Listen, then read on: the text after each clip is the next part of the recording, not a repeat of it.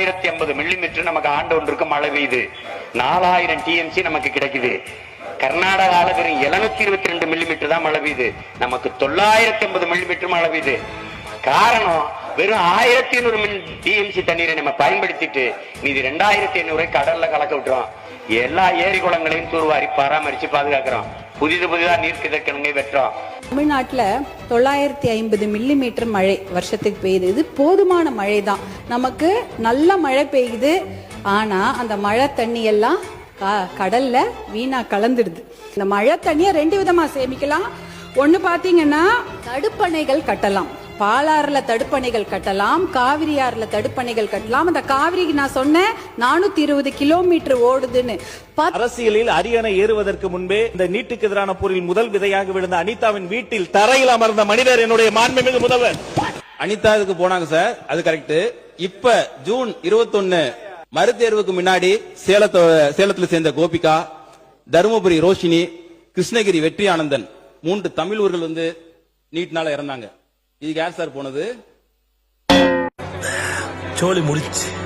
Hi hello வணக்கம் மக்களே. So இந்த வீடியோ நம்ம என்ன பார்க்க போறோம் அப்படின்னு பார்த்தீங்கன்னா, இந்த வீடியோவில் 2-3 விஷயத்தை பற்றி பேச போறோம். ஒன்று பார்த்தீங்க அப்படின்னா, இப்போ கரண்ட் பில் அதிகமாக வந்துகிட்டு இருக்கு. ஸோ எல்லாருக்குமே அந்த விஷயம் தெரியும். ஆனால் இப்போ ஸ்டார்டிங்ல பாத்தீங்கன்னா, இப்ப விஜய்க்கு நிறைய பேர் வந்து தேர்தலுக்கு முன்னாடி நிறைய பேர் வந்து சப்போர்ட் பண்ணியிருப்பாங்க. குறிப்பா எங்க அண்ணன் வந்து இதெல்லாம் பண்ண போறாரு, எங்க அண்ணன் வந்து இதெல்லாம் பண்ண போறாருன்னு சொல்லிட்டு இருந்தவங்க, இப்ப தேர்தல் வந்து முடிஞ்சு இப்போ 2-3 மாசம் ஆனவனே அவங்களால அதை ஏத்துக்கவே முடியல. எதுக்காக இந்த மாதிரி நம்ம பேசணும்ன்ற லெவலுக்கு அவங்களே யோசிக்க ஆரம்பிச்சிட்டாங்க. அது என்னன்றதையும் பார்ப்போம். மக்களுக்கு அவங்களோட ஈபி பில் அவ்வளவு அதிகமா வந்துட்டே இருக்கு. எனக்கும் இதே நிலைமை தான். அடுத்து நேத்து நம்ம வீடியோ எல்லாம் போட்டிருந்தோம். குறிப்பா நிறைய பேர் சாட்டை என்னன்னா இருக்கட்டும், நிறைய பேர் வீடியோ போட்டிருந்தாங்க. மரிய வில்சன் தமிழை அவமதிச்சுட்டாரு. ரொம்ப என்ன சொல்றது, இங்கிலீஷ் தான் ரொம்ப பெருசு, அது மட்டும் கிடையாது, மதத்தை தான் மேல வச்சு பேசிக்கிட்டு இருந்தாருன்னா நாம எல்லாம் அதை பத்தி கருத்து தெரிவிச்சிருந்தோம். இப்ப இன்னைக்கு பாத்தீங்க அப்படின்னா, மரிய வில்சன் அவர்கள் அப்படியே மாறிட்டாரு.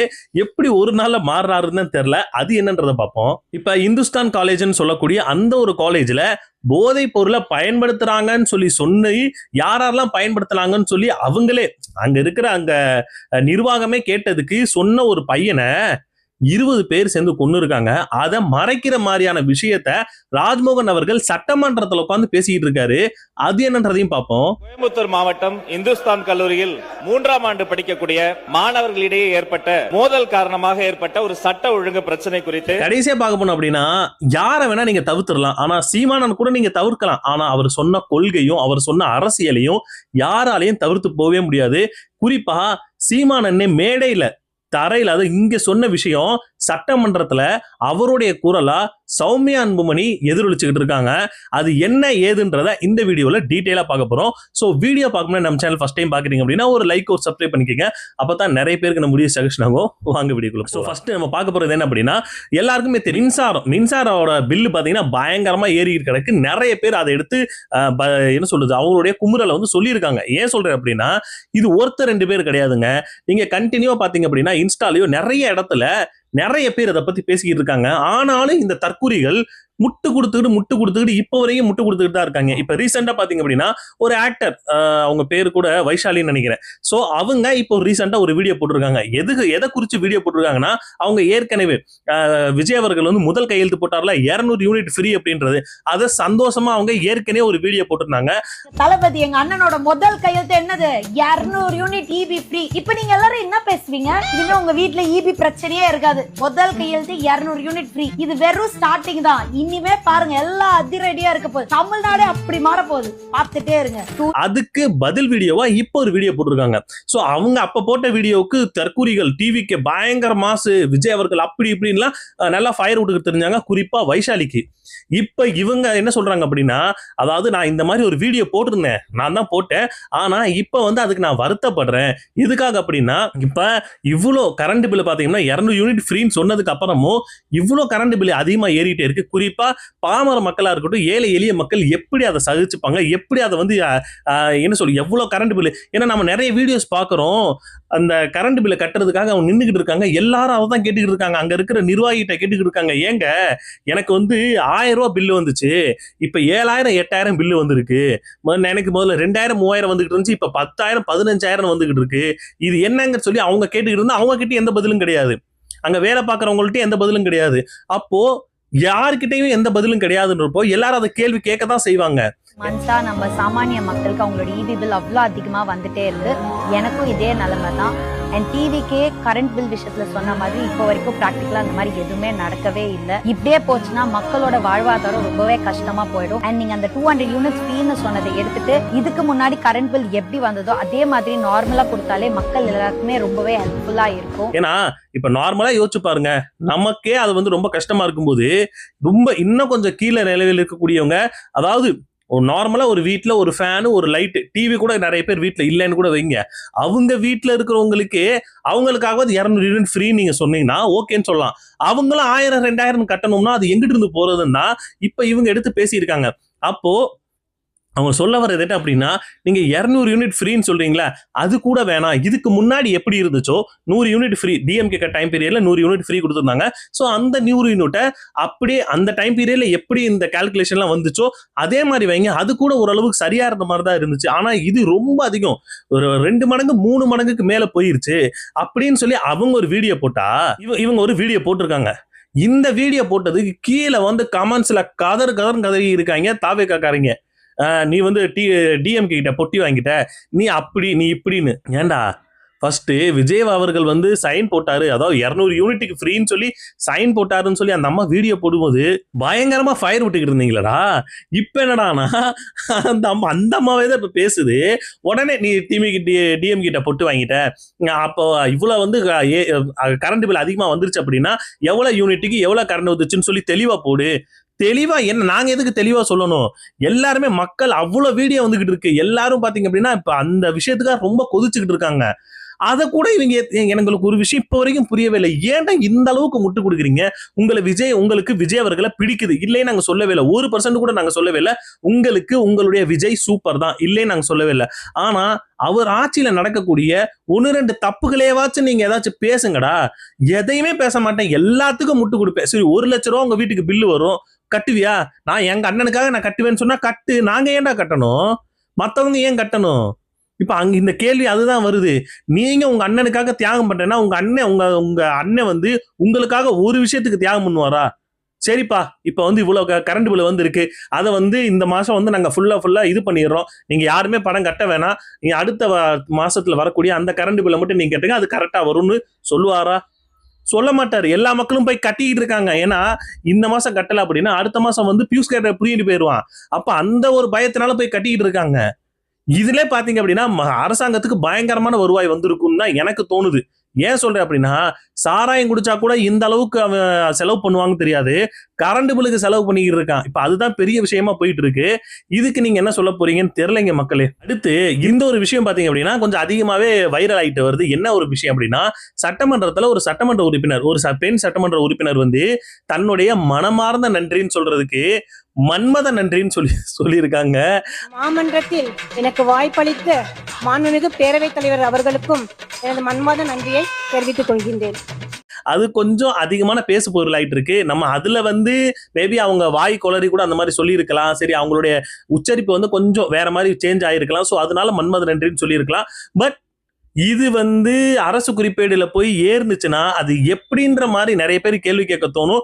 அது மனமார்ந்த நன்றி தான். எனக்கு தெரிஞ்சு அவங்க அதை தான் சொல்ல வந்திருக்காங்க.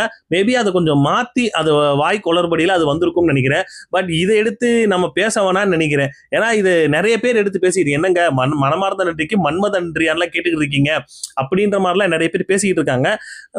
வேணாம், நம்ம அதுக்குள்ள போய் வேணாம். அந்த மாதிரி ஒரு விஷயம் இருக்கு சொல்லியிருக்காங்கன்றதை தான் இப்போ தெரிவிச்சிருக்கோம். அடுத்து நம்ம மரிய வில்சனுக்கு வந்துருவோம். நம்ம ஐயா மரிய வில்சன் நேத்து பயங்கரமா கோபிட்டார்ல, என்ன கேலி பண்றீங்களா? எனக்கு அப்படிதான் பேச தெரியும், நான் அப்படிதான் பேசுவேன், என்னோட கிறிஸ்டியானி மதத்துல அன்பு மொழி, அமைதி, இரக்க மொழி தான் எனக்கு கத்து கொடுத்துருக்கு, நான் அப்படிதான் பண்ணுவேன் அப்படின்ற மாதிரிலாம் அவ்வளவு தெனாவட்டா பேசிக்கிட்டு இருந்தவரு நேத்து பேசிட்டு இன்னைக்கு வந்துகிட்டு, அதாவது தமிழ் மொழி தான் எனக்கும் தாய்மொழி, நானும் தமிழ் மொழி தாய்மொழி எல்லாம் தமிழ் தான். எப்படி தமிழ் மொழி தான் தாய்மொழியா?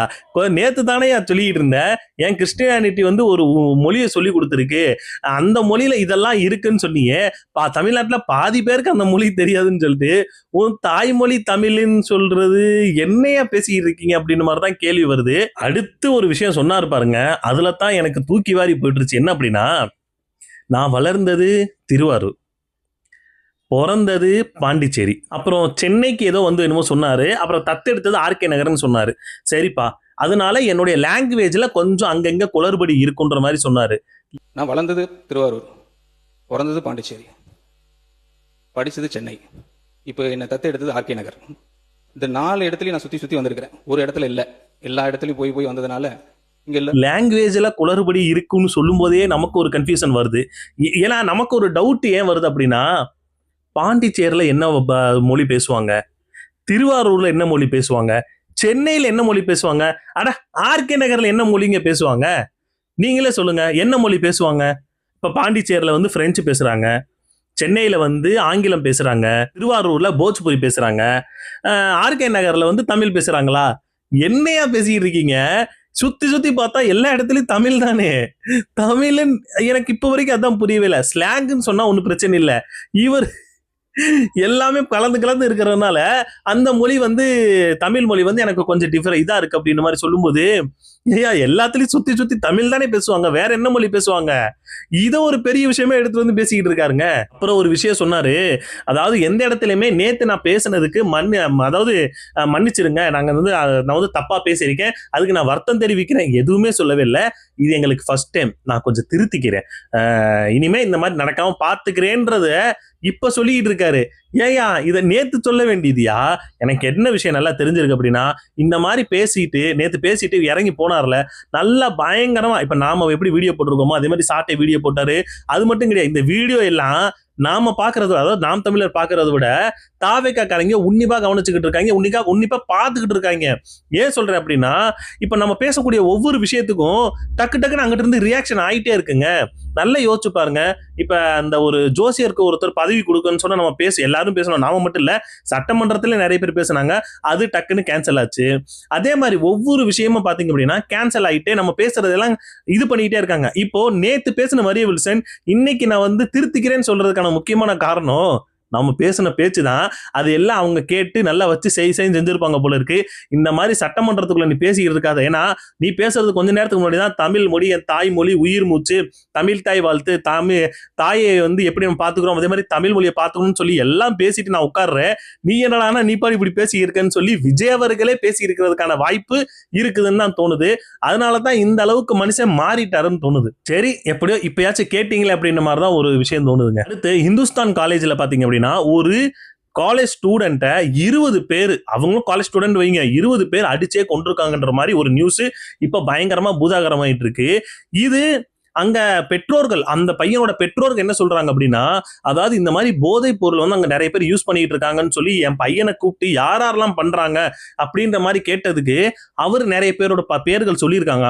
அந்த பையன் சொன்னதுக்கு இது எல்லாம் ரொம்ப பாதுகாக்கப்படும், ரொம்ப வந்து பத்திரமா இருக்குன்ற மாதிரி சொல்லிட்டு அந்த பையனை அனுப்பி வச்சுட்டு, அந்த யார் யூஸ் பண்றாங்க யார் வச்சிருக்காங்கன்ற மாதிரி சொன்னாங்களோ அவங்களுக்கே தகவல் தெரிவிச்சு விட்டாங்களாம்.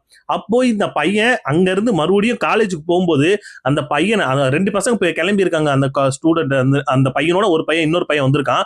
அவனை அந்த வந்த 20 பேர்ல வந்து அவனை அடிச்சு அவனை ஓட விட்டுட்டு இந்த பையனை தூக்கிட்டு பைக்ல வச்சு தூக்கிட்டு போய் கிரவுண்ட்ல வச்சு கத்தி கடப்பாரன்னு சொல்லி அவ்வளவுதான் வச்சு அடிச்சு கொன்னு இருக்கானுங்க.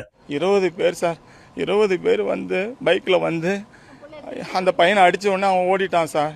என் பையனை வண்டியில் தூக்கி உட்கார வச்சு கூப்பிட்டு போயிட்டு சார் கிரவுண்டில் வச்சு சார் இரும்பு ஆடாலையும் கத்தியாலையும் குத்தி துடிக்கி என் பையனை கொண்டுட்டானு சார், அடிச்சே கொண்டு இருக்கானுங்க. இது அந்த பெற்றோரோட அவங்க கொடுக்குற ஸ்டேட்மெண்ட், பிரஸ்ல கொடுக்குற அங்க ஸ்டேட்மெண்ட்.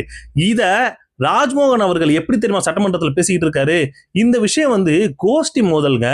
ஏற்கனவே அந்த பையனுக்கும் அந்த பசங்களுக்கும் முன்விரோதம் ஏதோ இருந்திருக்கு, அதனால தான் இந்த விஷயம் நடந்திருக்குன்னு அப்படியே பிளேட்டை மாத்தி போட்டாருங்க. கோயம்புத்தூர் மாவட்டம் இந்துஸ்தான் கல்லூரியில் 3ஆம் ஆண்டு படிக்கக்கூடிய மாணவர்களிடையே ஏற்பட்ட மோதல் காரணமாக ஏற்பட்ட ஒரு சட்ட ஒழுங்கு பிரச்சனை குறித்து இந்த சம்பவத்தை பொறுத்த வரைக்கும் சம்பந்தப்பட்ட அந்த மாணவரோடு மற்ற மாணவர்களுக்கு ஏற்பட்ட ஏற்கனவே இருந்த ஒரு கோஷ்டி மோதலின் காரணமாக சொறி நாய்ங்க, மார்க் மை வேர்ட்ஸ், சொறி நாய்ங்க, எத்தனை சொறி நாய்ங்க ஆட்சிக்கு வந்தாலும் இது நிக்க போறது இல்ல அப்படிங்கிற மாதிரி ஆயிப்போச்சு சினாரியோ. அப்படியே பிளேட்டை மாத்தி போட்டாரு. ஏன் உங்க ஆட்சின்றதுல சரிங்க இந்த மாதிரி ஒரு தப்பு நடந்திருக்கு, இந்த மாதிரி ஏன்னா நீங்க தான் சொல்றீங்க போதை இல்லா தமிழ்நாட நாங்க உருவாக்கணும், போதையை நாங்க ஒழிக்கணும்னு சொல்லி. உங்க கண்ணு முன்னாடியே நடந்துகிட்டு இருக்கு. உங்க அந்த பையனோட பெற்றோர்களே இப்ப வந்து பத்திரிகையாளர்கள்ட்ட வந்து இந்த மாதிரி சொல்லிட்டு இருக்காங்க, இந்த மாதிரி இந்த ஒரு விஷயம் நடந்ததுனால தான் என் பையனை வந்து அடிச்சு கொன்னாங்கன்ட்டு. அத நீங்க சட்டமன்றத்துல பேசுறதுக்கு உங்களுக்கு எங்க இதாகுது? இதத்தான் உதயநிதி அவர்கள் சொல்றாரு. அவங்களுடைய பெற்றோர் இந்த மாதிரிலாம் சொல்லிட்டு இருக்காங்க, நீங்க என்ன கோஷ்டி மோதல் முன்விரோதம் சொல்லிட்டு இருக்கீங்கன்னு சொல்லி இப்ப அவங்க அந்த சட்டமன்றத்துல இந்த கேள்வி வந்து இருக்கு. Rajmohan sir very wrong sir. ஏன்னா எல்லாருக்கும் தெரியும் ராஜ்மோகன் இதுக்கு முன்னாடி எந்த மாதிரி எல்லாம் பேசிட்டு இருந்தாரு. குறிப்பா நாம் தமிழருக்குலாம் சப்போர்ட் பண்ணி அவங்க பண்ணக்கூடிய சில விஷயங்கள் எல்லாம் பண்ணி எடுத்து பேசிக்கிட்டு இருந்த ஒரு மனுஷன் இப்ப டிவிகேல போய் ஒரு அரசியல் ஒரு அமைச்சர் ஆயிட்டீங்க அப்படின்னா எதுக்கு நீங்க வந்து டிவிகேக்கு இந்த அளவுக்கு சொம்பு அடிக்கிறீங்கன்னா புரியவே இல்லை. தப்புனா தப்புன்னு சொல்லிட்டு போங்க சார், மத்தவங்க கூட பரவாயில்ல. ஆனா உங்களை நாங்க அந்த அளவுக்கு நான் உண்மையிலே சொல்றேன், ராஜ்மோகன்ட்ட இந்த ஒரு மாதிரி பதில் தான் வரும்னு சொல்லி எதிர்பார்க்கவே இல்லை. ஏன்னா ஒரு பையன் இறந்திருக்கான், அதுக்கு சரியான சட்ட ரீதியா என்ன நீங்க நடவடிக்கை எடுக்கப்படுங்க அது எடுங்கன்னு சொல்லணும். முன்விரோதம் காரணம் கோஷ்டி மோதல்லாம் எங்கிருந்து வந்துச்சு? கோஷ்டி மோதல்லாம் இது என்ன? இதுக்காக என்ன பதில் கொடுக்க போறாங்கன்னு தெரியலைங்க.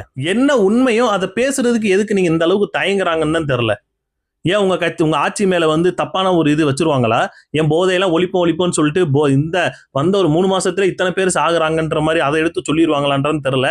சோ இதுக்கு என்ன சொல்ல போறாருன்னு தெரியலைங்க. அடுத்து ராஜ்மோகன் அவர்கள் இன்னொரு விஷயமும் சொன்னாரு. என்ன அப்படின்னா, இந்த நீட் விஷயம் அந்த மேட்டர் வந்துச்சு. அந்த மேட்டர்ல அந்த விஷயத்துல அனிதா, அதாவது எங்க தலைவர் அவர் வந்து விஜய் அவர்களை சொல்றாரு, எங்களுடைய தலைவர் முதல்வர் ஆவறதுக்கு முன்னவே நீட்டுக்காக மரணம் அடைந்த அனிதா தங்கை வீட்டுக்கு என்னமோ 2-3 வார்த்தை சொன்னாரு. கார் கூட போக முடியாத தெருவுல நடந்து போனாரு, தரையில உட்கார்ந்து இருந்தாரு, குடிசை வீடு. இது எல்லாம் பாத்தீங்க அப்படின்னா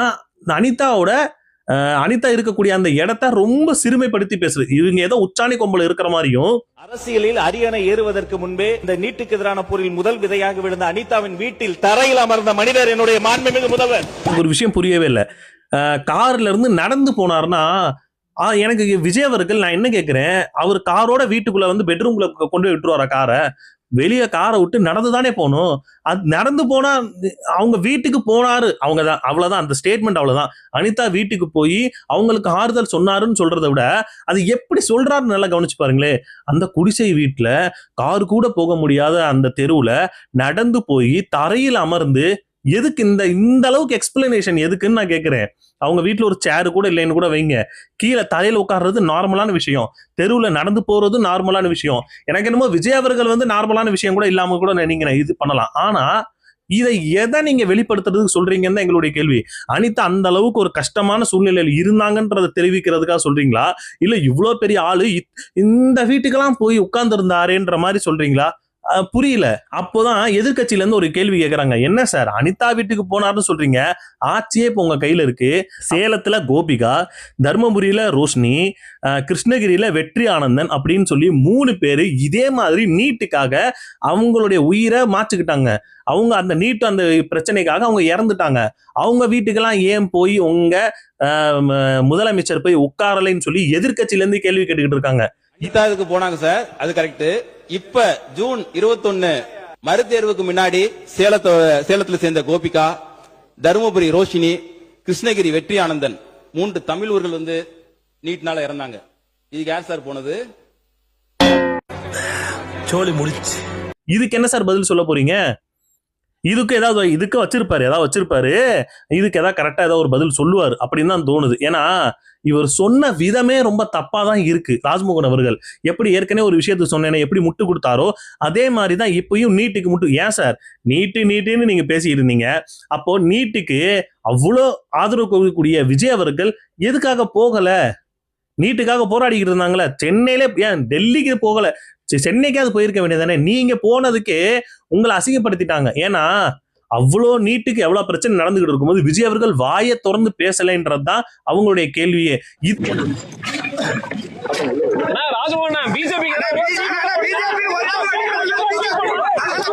இதுக்கு இன்னொரு ஒரு படி மேல போய் இவனுங்க என்ன மாதிரிலாம் டிவிக்காரங்க என்ன மாதிரி ஸ்ப்ரெட் பண்ணிட்டு இருந்தாங்கன்னா, அவர் பெரம்பூர்ல எங்கேயோ நடந்து போய்கிட்டு இருந்த ஒரு விஷயத்தை எடுத்து ஜந்தர் மந்தர்ல, டெல்லியில ஜந்தர் மந்தர்ல போராடிக்கிட்டு இருந்தா அந்த மக்களை பார்க்க போனாருன்னு சொல்லி உருட்டுனானுங்க பாருங்க.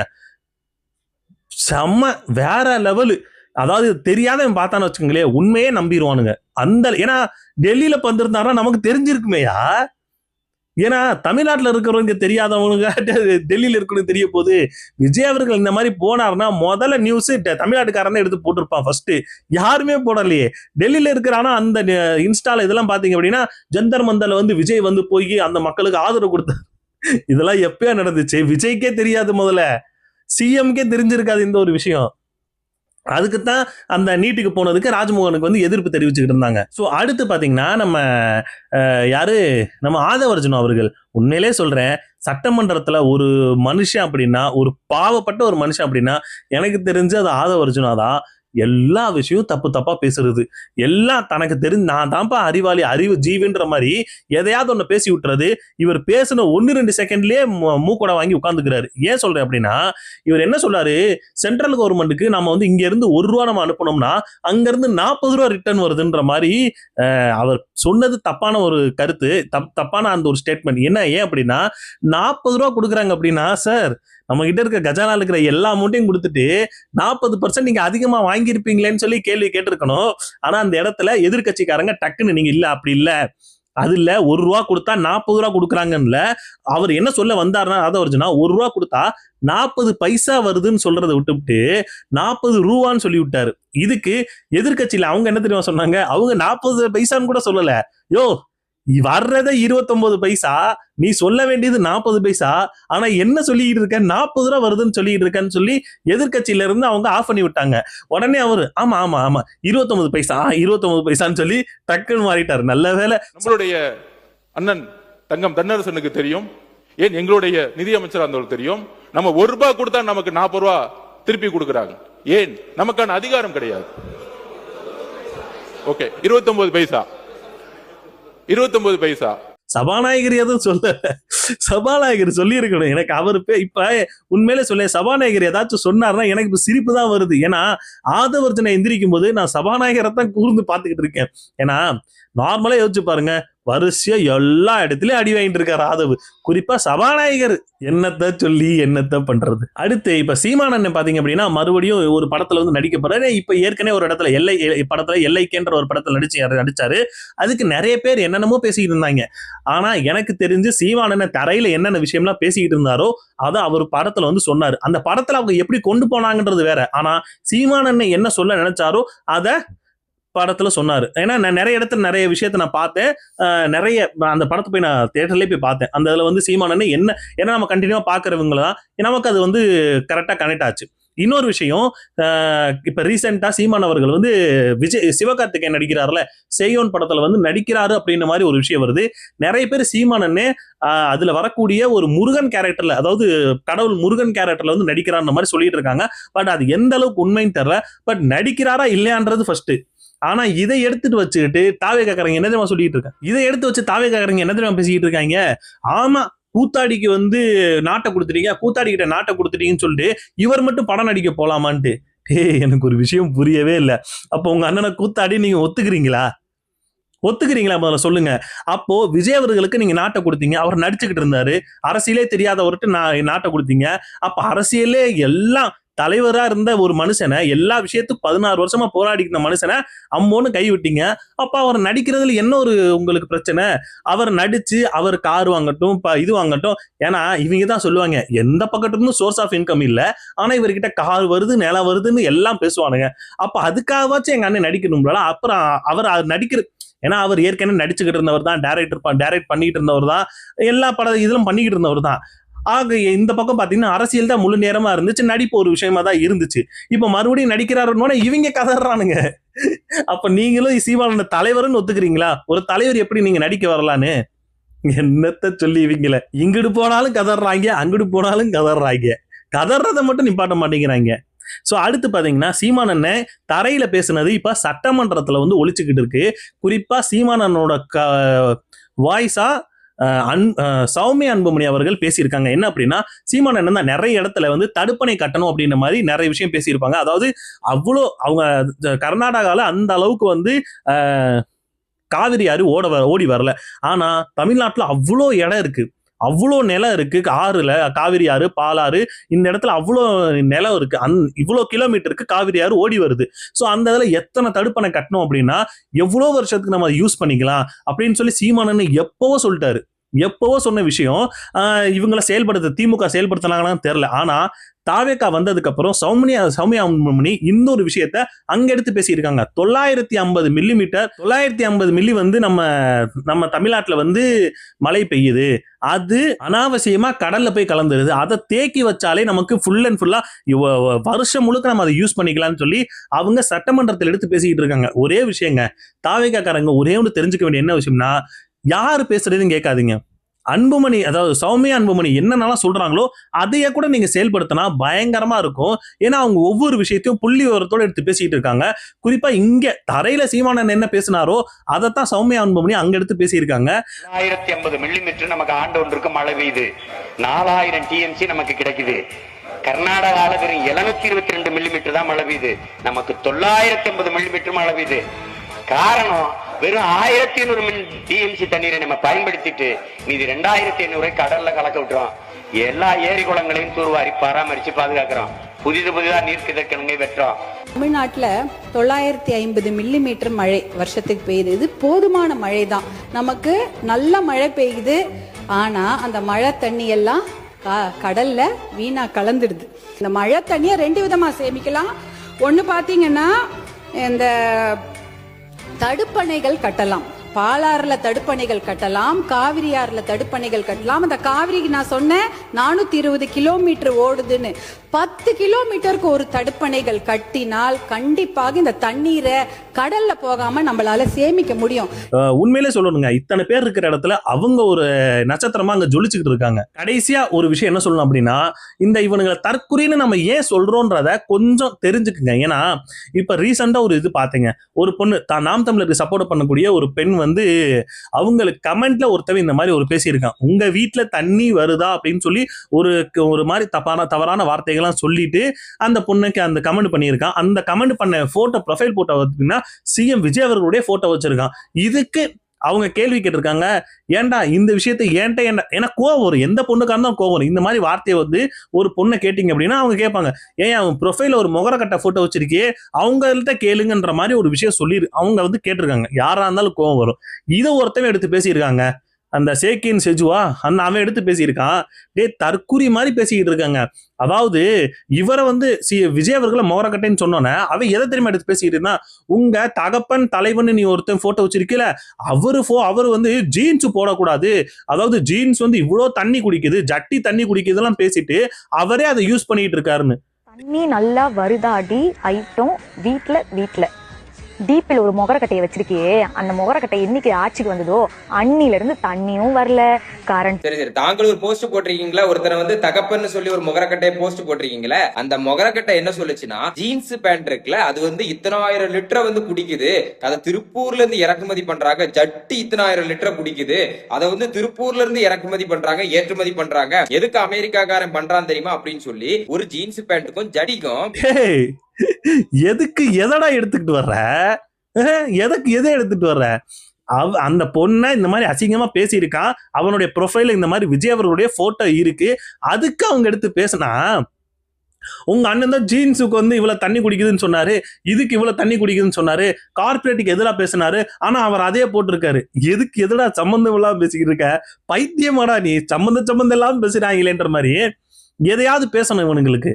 இதுக்குதான் இவங்களை தற்குறின்னு சொல்றது. இவனுக்கிட்டே நான் கேட்கிறேனே, உங்க வீட்டுல இருக்கிற பெண்களோ இல்ல உங்களுக்கு தெரிஞ்சவங்களோ சொந்தக்காரங்கள்ட்ட இந்த மாதிரி ஒரு கமெண்ட் வந்துச்சு அப்படின்னா எந்த மாதிரி நீ ரியாக்ட் பண்ணுவ?